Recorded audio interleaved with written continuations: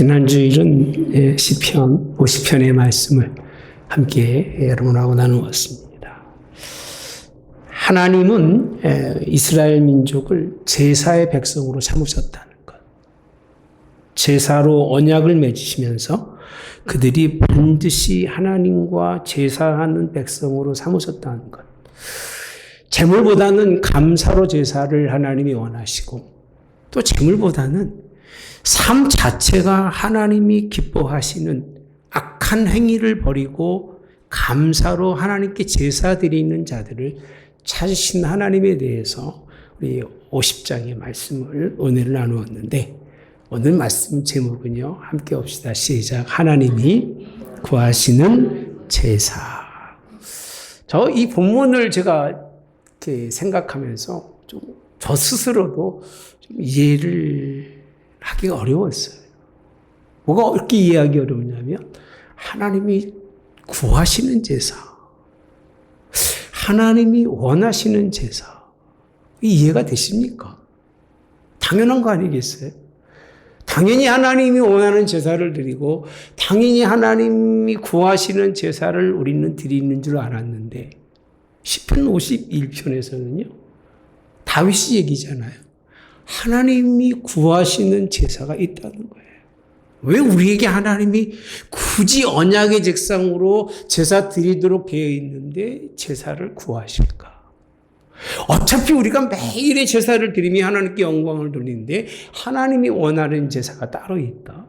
이거는 좀 뭔가 생각해 볼 만한 그런 일인 것 같아요. 여러분, 사람이 일하는 것도 동기가 있더라고요. 어떤 사람이 물어봤습니다. 당신 왜 일하세요? 그랬더니 먹고 살려고 하지요. 초라한 대답이죠. 그죠?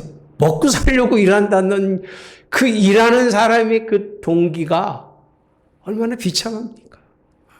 먹고 살아야만 하기 위해서 일하고, 일하지 않으면 먹고 살 수 없을 정도의 인생이라면 참 죄송한 얘기지만 비참할 것 같아요. 이건 1차적 동기라고 말하죠. 1차적 동기. 또 어떤 사람에게 물어봤습니다. 당신은 왜 일하십니까? 나는 일이 재밌어요. 적어도 일은 재미는 있어야 된다고 생각을 합니다. 남의 직장에 가서, 남의 사업장에 가서 일하는데 재미없는 일, 억지로 먹고 살기 위해서 일하는 그 사람의 그 마음가짐으로 그렇게 일한다면 그 회사에 도움이 될까요? 물론 먹고 살기 위해서 해야 되겠지만, 사실은 2차적인 그 동기는 좀 한 단계 올라간 동기죠. 원색적이고 본능적인 것이 아니라 자기의 뭔가 실현을 위해서 일하고 난 후에 뭔가 성과가 있고 그 성과가 드러날 때마다 보람과 기쁨을 누릴 수 있는, 일할 수 있는 사람, 그거 좀 나은 사람 아니겠어요? 그런 여러분 되시기를 바랍니다. 이게 세상에서 말하는 두 가지 동기예요. 예배도 똑같은 것 같아요. 1차적인 예배를 드리는 사람들은요, 그냥 드리는 거예요. 아무 생각 없이 드리는 거예요. 원색적 표현으로 한다면 시간이 돼서 드리는 거고, 기간이 되니까 드리는 거예요. 드리는 것 외에는 그 어떤 의미도 부여할 수가 없어요. 왜 드리냐? 드리래요. 하나님이 하래요.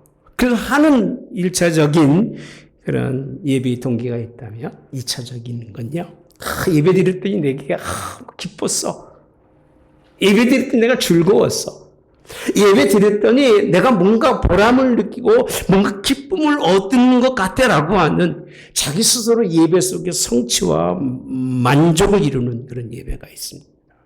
그런 사람은요, 예배 때마다 바뀌어요.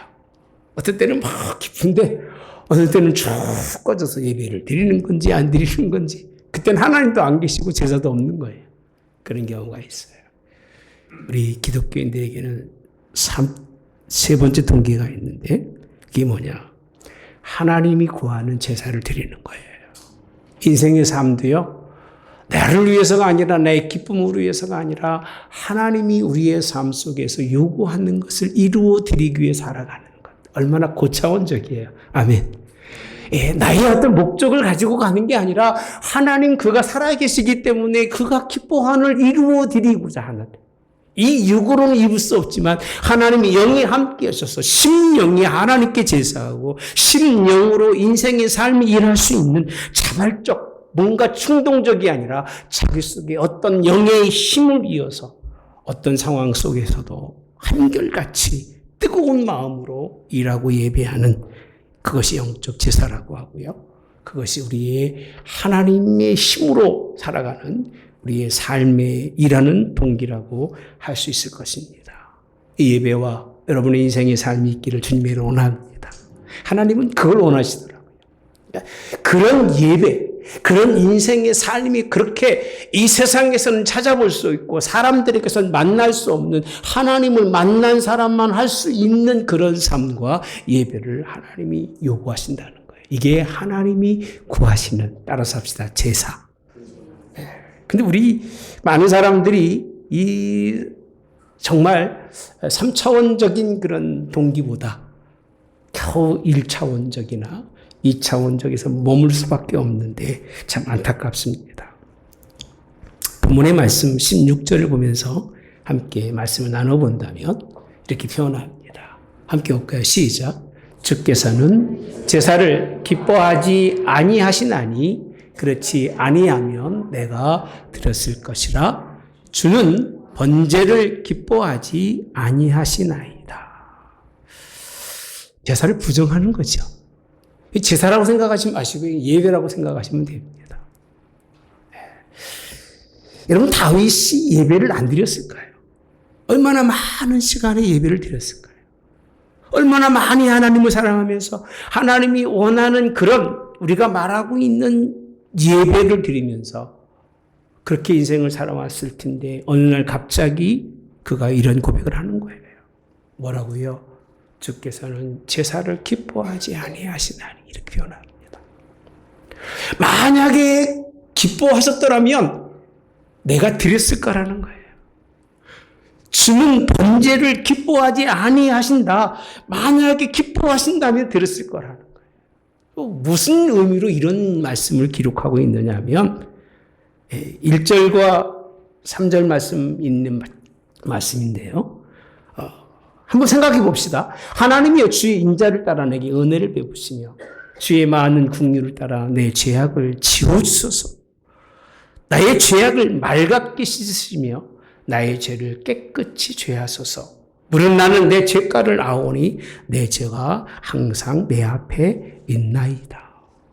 여러분, 이렇게 1절서 3절에 있는 말씀처럼 그 죄와 죄악이 있는 상황 속에서 하나님 앞에 제사하면 하나님 받으실까요? 어떻게 생각하세요? 받으세요. 죄 심하고 와서 죄 있으면서도 불구하고 막 떳떳하게 하나님 영광 받으세요. 막 찬양 받으세요. 그럼 하나님 받으실까? 여러분, 하나님은 거룩하신 분이시기 때문에 하나님과의 관계 속에서 반드시 없어져야 할 것이 죄악의 모습을 버려야 돼요. 그 죄악의 모습으로 나오면 그 죄악의 모습을 가지고 나온 사람이 하나님께 제사한다고 해서 하나님 받으시는 건 아니라는 거예요. 그러니까 제사가 하나님 잘못됐다는 것도 아니고 예배가 잘못됐다는 거 아니라 드린 제물이 잘못됐다는 게 아니라 드려 나온 사람의 그 마음가짐이 그 인생의 삶을 돌아보면 뭐로 차져 있다? 죄악으로 차 있다는 거예요. 다윗이요, 오늘 51절에 보면 처음에 문제가 뭐라고 되어 있냐면요, 51장 1, 그 처음에 다윗의 시 인도자를 따라 부르는 노래, 다윗이 밧세바와 동침한 후 선지자 나단이 그에게 왔을 때라고 이렇게 표현합니다. 이게 그 제목이에요.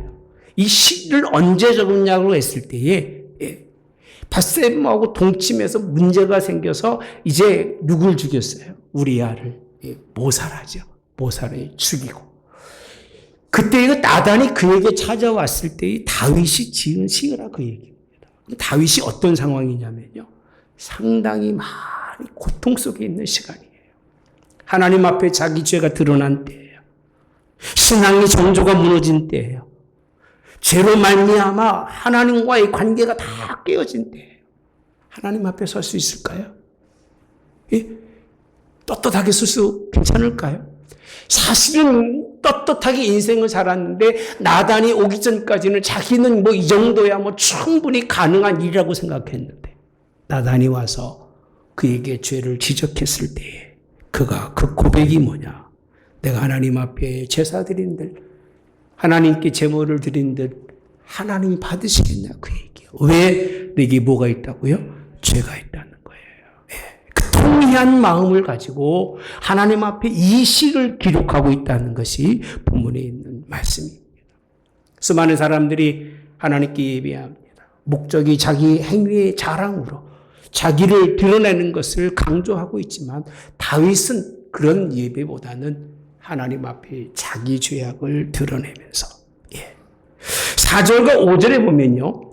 내가 주께만 범죄하여 주의 목전에 악을 행하여 싸우니 주께서 말씀하실 때에 의로우다 하시고 주께서 심판하실 때에 순전하시다 하리이다 라고 표현합니다. 그리고 내가 죄악 중에 출생하였으며 어머니가 죄 중에서 나를 잉태하였다고까지 표현합니다. 이게 무슨 의미냐면요. 나는 죄를 안 질 수 없는 사람이라는 거예요. 모태부터 죄를 가지고 나온 사람이기 때문에 내가 죄를 짓는 것은 마땅한 일인데 이런 죄를 지며 인생 살아가는 자신을 속이며 인생 살아가는 이 모습으로 하나님께 나간다고 해도 하나님이 들어주시겠냐 그 얘기예요. 오늘날의 사람들은요. 현대인들의 특징이 자기의 죄는 대수롭지 않게 여겨요. 남의 죄는요. 없는 것까지 파내면서 죄를 묻는데 자기의 죄에 대해서는 책임의식이 없어요. 나는 내가 짓는 건 당연한 일이에요. 남의 짓는 것에 대해서 그렇게 판단하고 비판하는 것이 아마 오늘날의 모습일 겁니다. 그런데 여러분 그렇게 하지 마셔야 돼요. 오늘 다윗이 얼마나 큰 죄를 졌습니까? 우리아를 죽이고 밧세바를 간음하는 일을 정했음에도 불구하고 그의 고백은 내가 죽기만 범죄한 일이지 주의 목전에서 악을 행한 일이지 당신들과는 상관이 없다는 거예요. 이 정도로 교만하다는 얘기가 아니라 죄에 대한 평가를 분명히 하고 있다는 거예요. 여러분들 남의 죄를 판단하거나 남의 죄를 묻지 말고요. 그냥 내 죄만 보고 사셔요. 나의 허물이 뭔가 나의 허물을 고쳐가고 살아가야 되는데 이 바리새인들이 하는 일이나 오늘날 현대인들이 살아가면서 남의 죄를 묻는 일은 너무나 동일한 것 같아요. 그리고 하나님 앞에 나와서 자기는 거룩한 것처럼 손을 들고 기도하고 자기는 깨끗한 것처럼 남을 비판하며 판단하면서 기도하는 건 그렇게 올바른 일은 아니에요. 저도 회개하고 나옵니다. 할렐루야. 그런 하나님의 말씀이 본문이 그렇기 때문에 그렇게 전해드립니다. 여러분 이 말은 무슨 얘기냐면 예배는 무엇이냐라고 했을 때 하나님의 긍휼함을 얻는 자리라는 거예요. 따라서 하나님의 긍휼하심을 얻는 자리다.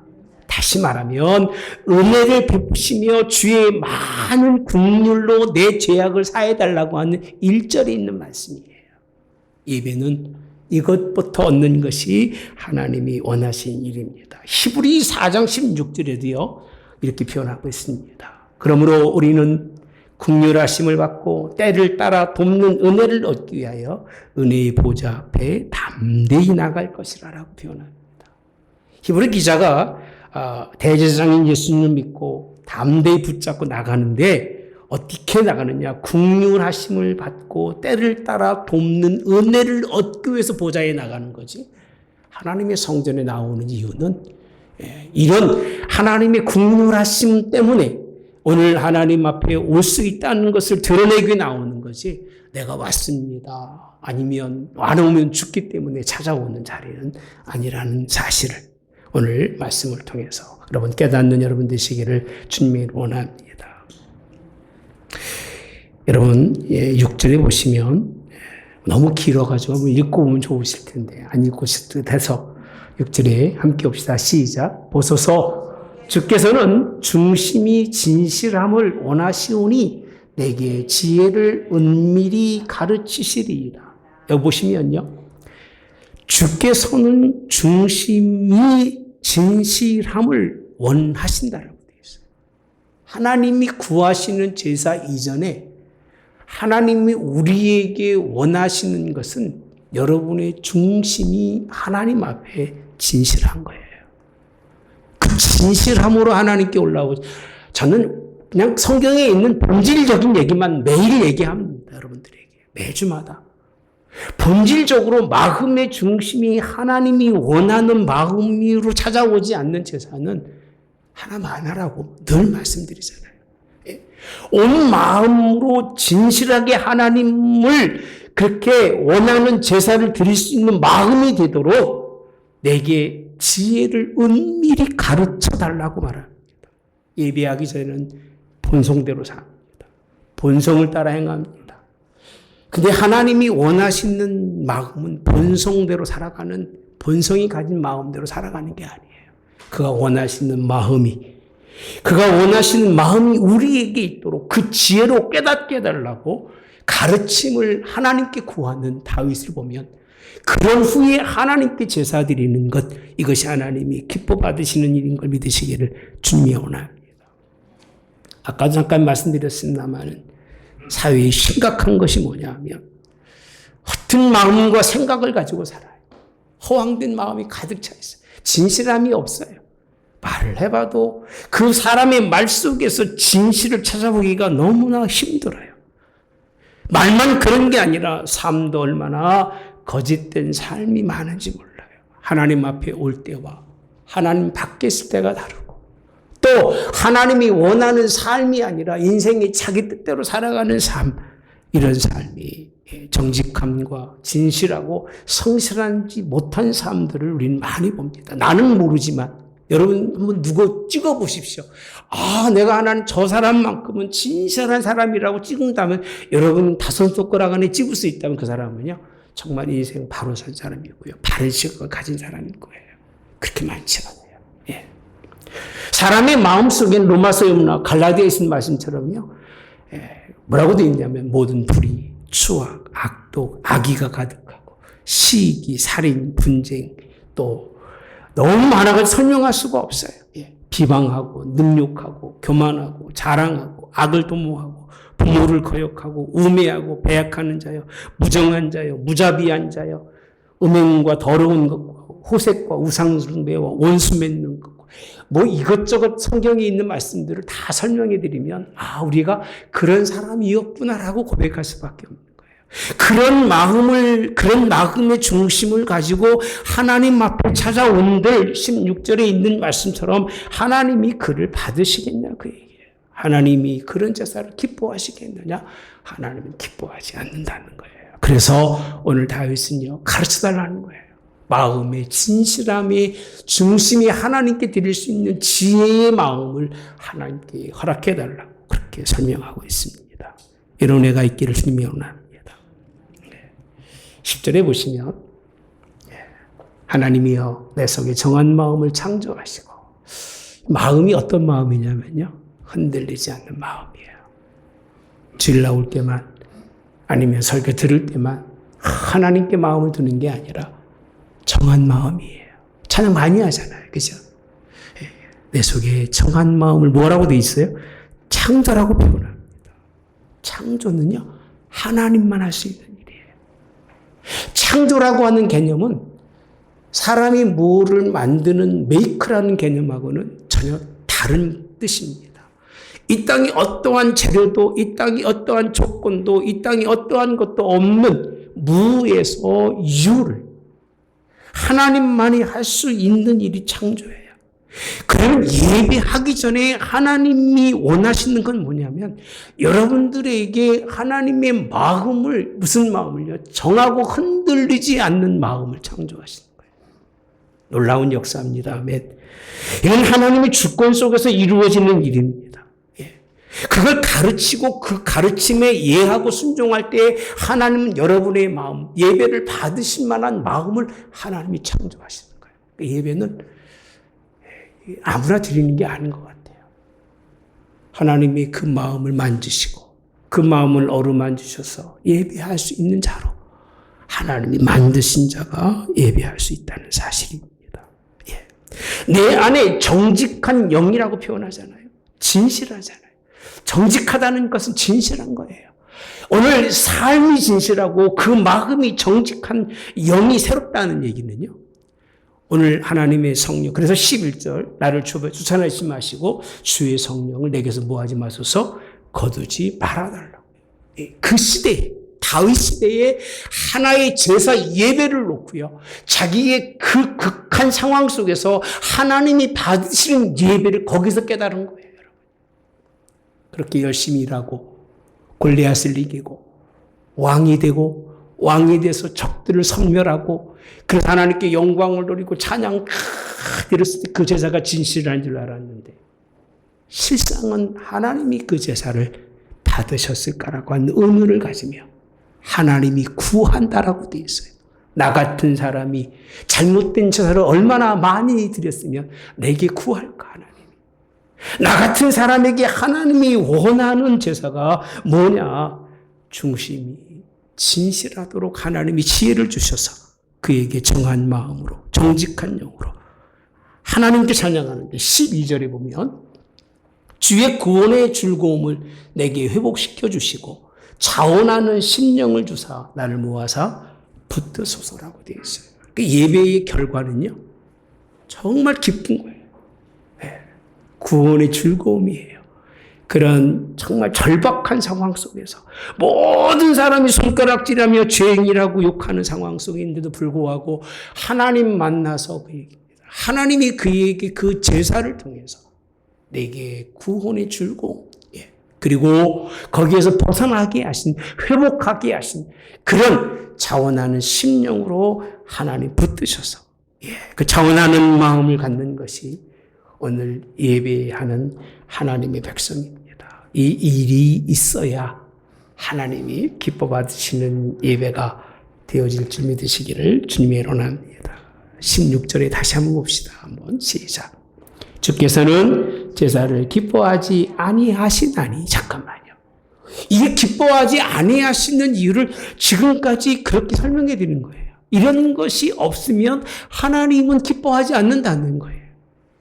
그래도 하나님 받으신다면 나는 매일 드리겠다는 거예요.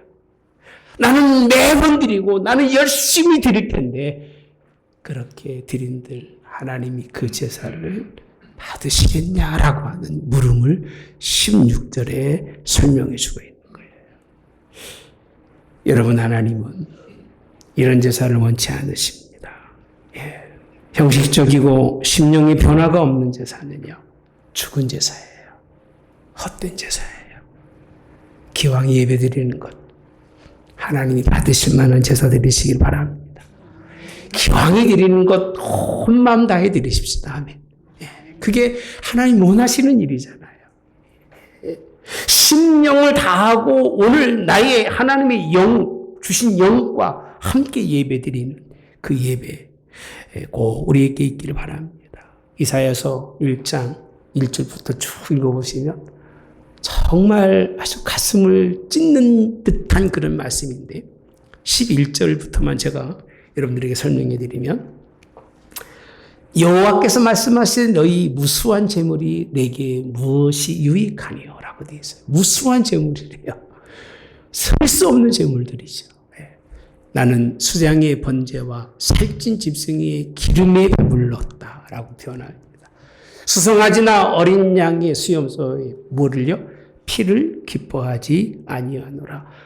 너희가 내 앞에 보이려 오니 이것을 누가 너희에게 요구라고 되어 있습니다. 요구라고 되어 있어요. 요구하였느냐? 하나님이 원하셨느냐? 그러니까 보이려고 오는 거, 1차적인 거예요. 그냥 1차적으로. 뭘 갖고 오죠? 많은 재물을 갖고 오면 하나님이 봐주신다고 생각하시는데 내 마당만 밟을 뿐이니라. 13절 시작. 헛된 재물을 다시 가져오지 말라. 분양은 내가 가진 여기는 바요. 월삭과 안식일과 대로 모이는 것도 그러하니 성회와 아울러 악을 행하는 것을 내가 견디지 못하겠네. 이 악을 행한다는 얘기는 지난주 말씀드린 것처럼 삶 속에서 악을 행하는 거예요. 그런 삶을 가지고 있는 하나님께 오면 안 됩니다. 기독교인들은요 삶이 진실해야 돼요. 삶이 예배가 되기를 주면합니다. 오죽하면 14절에 내 마음이 너희의 월삭과 정한 절기를 싫어하나니 그것이 내게 무거운 짐이라. 내가 지기에 곤비하다. 곤비하다는 피곤하다는 얘기입니다. 하나님이 수많은 사람들이 이 하나님께 드려지는 제사로 말미암아 피곤하고 너희들이 내게 많은 짐을 맡기는 게 이제는 내가 아주 귀찮다는 거예요. 이게 이사야서에 있는 말씀입니다. 한번 집에 가서 1부터 읽어보시면 소는 주인을 알고 나귀도 구유를 아는데 이스라엘에서는 하나님 모르신다면서 이렇게 말씀합니다. 하나님이 원하시는 제사는 피의 제사가 아닙니다. 짐승의 피로 드리는 제사가 아닙니다. 자기 자신의 죄를 토하듯이 피를 토하는 심령으로 드리는 제사가 됐을 때에 그래서 17절에 있는 말씀이잖아요. 하나님께서 구하시는 제사는 무슨 제사이다? 상한 심령이다 라고 표현합니다. 상한 심령이 있을 때는 하나님께 오시기 바랍니다. 하나님이여 상하고 통회하는 마음을 주께서 뭐하지 아니하신다? 멸시하지 아니하신다라고 표현합니다. 얼마나 하나님이 기뻐하시겠어요. 자녀도요. 힘들 때 오면 부모가요. 마음을 어루만져줘요. 얼마나 힘드니. 자기가 감당하지 못할 큰 죄를 지고 오면 이 자식 죄졌으니까 데려가세요. 그런 부모는 정신적으로 좀 문제가 있는 부모예요. 그렇게 안 해요. 야, 얼마나 힘들었니. 다 그렇게 죄짓고 살아간단다. 괜찮아. 아버지가 그 죄를 대신 담당할 테니까 넌 편안히 있어. 그게 부모잖아요. 안 그래요? 네 건 네가 지고 내 건 내가 진다라고 제발 그런 부모는 좀 되지 마세요. 너 먹고 살고 나 먹고 살자는 그 정도의 관계라고 하면 부모 자식간이 그냥 끝나는 게 낫습니다. 부모는 그게 아니에요. 내가 피를 흘릴지언정 내가 피를 토하는 심령으로 그의 힘들고 어려운 것을 품어야 하신 하나님. 그렇게 올 때 하나님이 그걸 얼마나 기뻐하겠어요. 다 의지하고 탕자가 아버지 집에 올 때하고 똑같은 거잖아요. 다 방탕하고 타락하고 그리고 아버지 집에 탁 들어오면서 야, 난 죽일 놈인데 아버지가 그래 너 죽일 놈 그랬으니까 아니잖아요. 멀리서부터 거지 같은 아들이 오는데 자기 아들을 알아보고 맨발로 뛰어나가서 품에 안고 얼마나 기뻐하는지 몰라요. 제사는 그와 같은 거예요. 상한 심령으로 하나님 앞에 나오는 것이 하나님이 구하시는 제사다. 아멘. 여러분, 이런 제사가 있기를 주님 원합니다. 마음의 선함과 의를 뛰어넘어 내 마음에 선도 의도 없지만 오직 하나님을 향한 내 마음에 중심이 있습니다라고 하고 애절한 마음으로 하나님께 나아가는 제사. 아무런 고통도 없이 나오는 제사는 그게 진짜 제사일까 싶어요. 하나님 앞에 바로 서지 못하고 의의 하나님, 공의의 하나님, 크신 하나님 모든 것의 주인 되시며 우리의 일거수 일투족을 보시는 하나님 앞에 우리의 허물과 우리의 악함을 정말 가지고 나오지 못하셨다면 그 제사가 하나님이 정말 원하는 제사일까? 성경은 그렇지 않다라고 말씀해 주고 있습니다. 여러분, 절망적인 시대에 흐름을 바꾸는 것은 예배입니다. 절망적인 시대의 흐름을 바꾸는 건 예배예요. 여러분들이 절망을 느낀다면 하나님께 진정한 예배를 드리세요. 정말 중요한 얘기입니다. 고난의 인생의 삶을 하나님 은혜 가운데서 아름다운 것으로 변화시킬 수 있는 것은 죽은 제사가 아니라 산 제사를 드리는 거예요. 여러분의 인생의 삶이 새로워지고 싶으시면요, 정말 하나님께 진실하게 예배를 드려보세요. 한 번만이라도 나의 모든 걸 다 예배에 처음부터 끝까지 집중하면서 준비하고 드려보셔서 하나님 만나지 못한다면 하나님 안 계신 거고요. 그런 하나님을 똑같이 1차적인 동기를 가지고 와서 예배할 일은 없다고 봅니다. 적어도 한 번은 살아계신 하나님께 진실한 예배가 있기를 주님이 원합니다. 여러분의 인생의 삶의 변화가 반드시 있을 것이에요. 하나님이 기뻐 받으신 제사로 인해서 절망에 빠진 사람들을 구원해내시고요. 절망 속에 있는 그런 나라를 하나님이 회복시켜 주시는 것이고 하나님이 미래를 바꿔주시는 거예요. 이스라엘 민족이 가장 위기에 있을 때 한 일이 뭐죠? 뭐예요? 예배잖아요. 제사잖아요. 가장 위기에 있을 때 그들이 진심으로 하나님께 제사하고 하나님께 예배할 때는요. 하나님이 놀라운 일을 행하셔요. 형식적인 게 아니라 제사장 앞세우고 뭐 법궤를 앞세우고 한다고 되는 게 아니라 온 이스라엘이 미스바에서 회개 운동을 하고 하나님께 그들의 그 삶을 전부를 드리기로 작정했을 때 하나님은요. 놀라운 일을 행하시는 것이 하나님의 역사인 걸 믿으시기를 주님의 원합니다. 19절에 가보시면 이 말씀을 드리지 않을 수가 없습니다. 그때라고 되어 있어요. 상한 심령을 통회하는 마음을 멸시치 않는 그때에 주께서 의로운 제사라고 표현합니다. 따라서 의로운 제사. 왜 의롭다는 얘기를 붙이고 있을까요? 제사는 다 의로운 거 아니에요? 의의가 없는 제사가 어디 있어요, 여러분? 하다못해 자기 조상들에게 제사 드릴 때 제사의 예절을 지켜 안 지켜요? 지키잖아요. 그 예절이 의잖아요. 하물며 하나님께 제사 드리는데 의롭다는 얘기는 붙일 필요가 없는 거예요. 모든 제사가 의롭는데 거기 의롭다는 얘기를 붙이는 이유는 이게 제사라는 거예요. 이게 하나님이 받으시는 의로운 제사라는 거예요. 예. 그러면 하신 말씀이 의로운 제사와 따라서 번제와 번제는 그냥 번제면 되는데 또 뭐라고 돼 있어요? 온전한 번제래요. 성경을 기록한 이 다윗의 그 시의 고백을 깊이 보시면요. 그 단어 하나하나가 얼마나 아주 묘하게 준비했는지 몰라요. 온전한 번제를 뭐 하신다? 기뻐하신다고 되어 있어요. 번제와 온전한 번제라고 되어 있어요. 번제도 좋아하신다고 생각하지 마시고. 그때에 그들이 뭘 드리냐면 수소를 주의 제단에 뭐 한다? 드리리이다. 할렐루야. 여러분, 하나님께서 드려지는 수소의 제사. 이게 우리가 오늘날 말하는 1차적으로 하나님께 드리는 이스라엘 민족이 이사야에 있는 것처럼 번제로 드렸던 그 제사를 얘기하는데 그거를 그때서 받으시겠다는 거예요. 우리 거꾸로 살아요. 1차적 동기, 2차적 동기, 3차적 동기가 있다고 말씀드렸는데 3차적 동기 속에서 2차적인 마음을 품고 1차적 동기를 드려야 되는데 재물을 드려야 되는데 우리는 1차적인 것을 끝내요. 그것이 하나님이 원하시는 일은 아닙니다.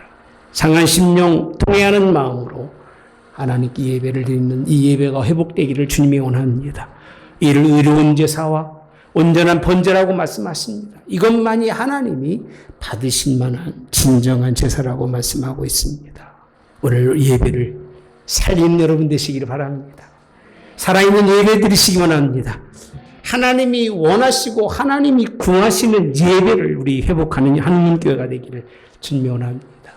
상한 심령이라고 너무 걱정하지 마시고 인생 살아가면서 큰 허물이 있고 죄가 있다고 너무 신경 쓰지 마시고 그 마음 그대로 가지고 오시면 하나님 여러분의 인생을 새롭게 바꿔주실 겁니다. 미래에 하나님이 여러분들을 통해서 역사하도록 그 길로 인도하시는 역사가 있을 걸 믿으시고 그 일을 바탕으로 이렇게 예물을 드리시고 아멘. 선교 구제예물도 드리시고 할렐루야. 감사의 예물 하나님께 드려지는 작정하는 예물들로 하나님께 드리시기를 주님의 이름으로 원합니다. 삶이 힘들고 마음이 멍들고 고통스러워도 우리는 해결책이 있어요. 무슨 제사예요? 하나님이 구하시는 제사, 원하시는 제사를 드리면 받으실 거예요. 그리고 그들을 치료하실 거예요. 그들의 삶을 바꿔주실 거예요. 기쁨으로 바꿔주실 줄 믿습니다. 근심을 찬송으로 변하게 해주실 걸 믿으시고 여러분들을 통해서 이 제사를 통해서 새로운 시대를 열어갈 수 있는 새 사람이 여러분이 꼭 되시기를 주님의 이름으로 원합니다. 좋으신 하나님 감사합니다. 오늘 저희들 하나님의 부르심을 따라 하나님의 몸된 전에 올라와서 하나님께 예배합니다. 그렇게 무엇이 떳떳하고 무엇을 자랑할 만한 것이 실상 한 주간을 돌아보면 그리 많지 않습니다. 그저 사람들이 말하는 1차적 동기 속에 살다가 하나님께 찾아온 것이 우리의 참모습일 겁니다. 그러나 올라올 때 하나님 앞에 그 모습 때문에, 하나님 부담이 되고 그 모습 때문에 무거운 짐이라서 하나님 올라오며 하나님께 구합니다. 불쌍히 여기시고 긍휼히 여겨달라고. 아무것도 아닌 내가 하나님의 전에 올라올 수 있게 하신 하나님의 은혜가 정말 지극히 크다 고백하며 올라오는 저희들 불쌍히 여기시고, 오늘 또 이 예배를 통해서 하나님 우리를 회복시켜 주시고 우리를 창조하여 주시기 원합니다. 옛사람이 죽고 새사람이 육의 사람이 아니라 영의 사람으로 하나님이 다시 지으시는, 다시 하나님 나는 거듭난 주의 백성들 될 수 있고, 그 힘으로 이제 나갈 때는 기쁨이요 즐거움이요 영원히 찬송과 구원의 즐거움으로 하나님 나아가서 세상 속에 이 복음을 널리 전할 수 있는 믿음의 백성들로 설 수 있도록 우리를 주장해 주시는 예배로 이끌어 주시기를 예수님의 이름으로 기도하옵나이다. 아멘. 지금은 우리 주 예수 그리스도의 은혜와 하나님 아버지의 극진하신 사랑하심과 성령의 교통 내주 역사하심에 함께 하심이, 하나님이 원하시고 구하는 제사드리기 원하는 성도들 머리 위에 영원히 함께하여 하나님 올 때까지 이 제사와 이 온전한 번제를 통해서 하나님께 영광 돌려 하나님 나라에 하나님의 백성, 기업 물을 백성 되게 하옵기를 성부와 성자와 성령의 이름으로 축원하옵나이다. 아멘.